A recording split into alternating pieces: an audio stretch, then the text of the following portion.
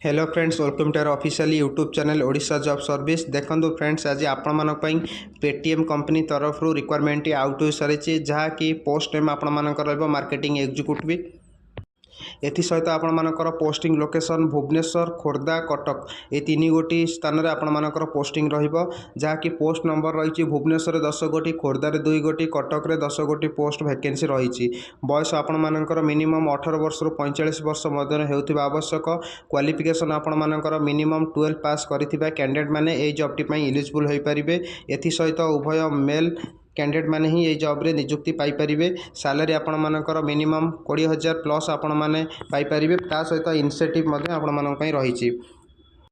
एथि सहित आपण मानकर पीएफ एवं मेडिकल इंश्योरेंस रो मध्ये सुविधा रहिछि।